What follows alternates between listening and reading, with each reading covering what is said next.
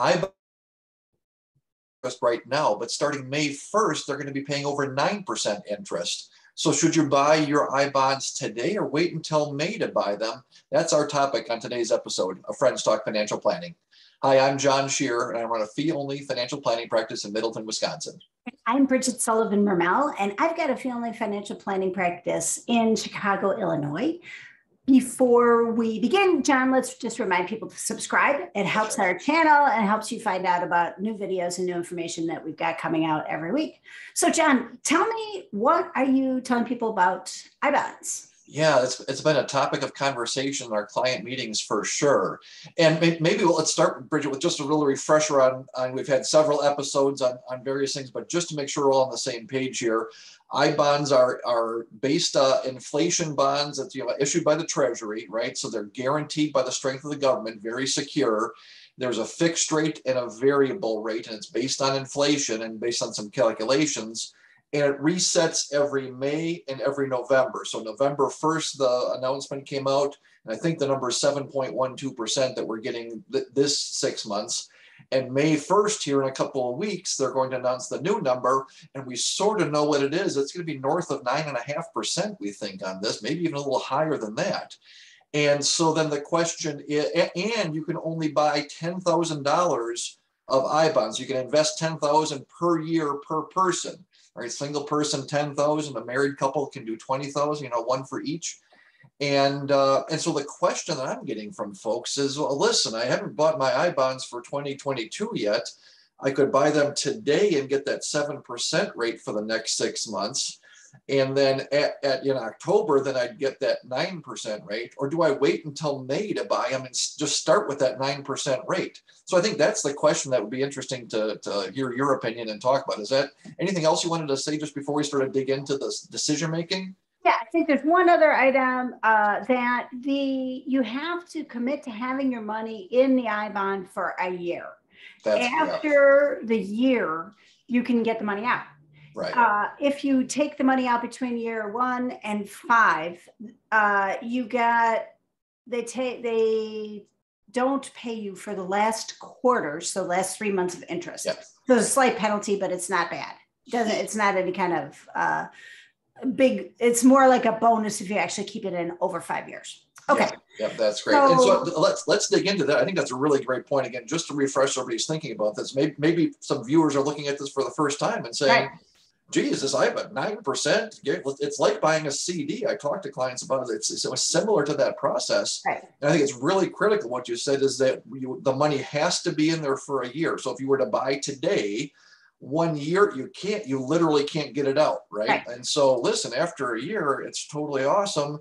But in that first year, if you might need money, like if this is part of your emergency fund, right? Or geez, not the money that you have set aside in case you need work on your transmission or that sort of thing.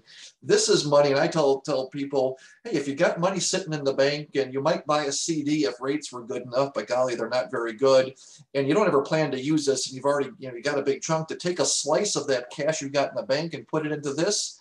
I mean, that's the place where I see it. So I think that's a really super point to make sure people are aware of that before they charge out and buy one without knowing those rules. Yeah, exactly. It's not for everybody, and it's not for every dollar. And it's not for all times in life. I would say probably for most people at some times in their life, it's more appropriate than at other times. So it's important to talk about at what times of life is it important and at what times of life is it not. And maybe we'll get back to that at the end after we talk about this issue of timing. When to buy. When to buy. So if you buy today, right, we're filming this on April 14th, it'll probably come out on April 16th. Okay, so if you buy now, and the prevailing rate is that they're paying is 7.12, you get that for the next 6 months. And then April to October, right? Yeah, and then in October it ticks up to 9.6 or whatever, or higher, whatever the next prevailing rate is. Right, whatever the rate is on set May 1st, right? If it renews if your 6 month mark is anytime between May 1st and October 31st, it'll be whatever they announce coming up, right? That 9.6, Yeah. So that means that you won't, if you really are so attracted by the 9%, then wait until May. However, you will get that 9% after 6 months. So they're always, the Treasury is always a little bit behind because everybody that, under paying the rate, right? That is so critical, Bridget. I like to just stop for a minute if I can jump in on that, but it's not, well, do I want a 7% rate or a 9% rate? Well, duh, we wouldn't have this discussion, right? The question is, if I buy it now at 7%, I'm going to get the new rate, that 9%, but I'm not going to get it until next October to this April, right? And it's really important. You're not losing it if you don't buy it. It's just a matter of, are you going to get 7% for the next 6 months and then the 9%?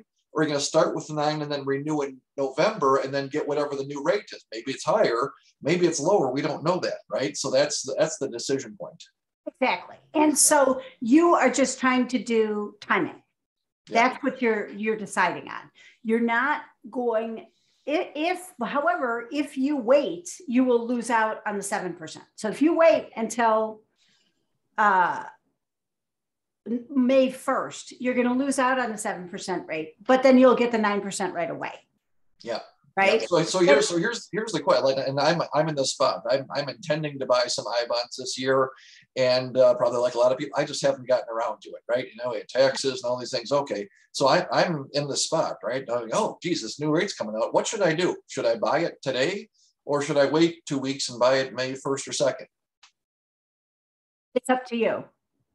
And I have seen forum discussions among a professional group where the CFA or certified financial analysts sort of dueled it out, like which is hypothetically better. And I'm not that's not how my brain works. What I'm thinking is, am I in? Is this good? Is this a good, reasonable decision? Yes, if I wanted to buy it now, or if I wanted to wait. Either one is going to be fine. The biggest thing is take action. So if you're motivated to take action today, take it. Don't wait until 2 weeks, so you never know if you're going to be motivated to take the action in 2 weeks or not. You never know what's going to come up. Yeah, so that's my 2 cents, is to take it. The other thing is that, honestly, I believe in market timing rules, and that timing different.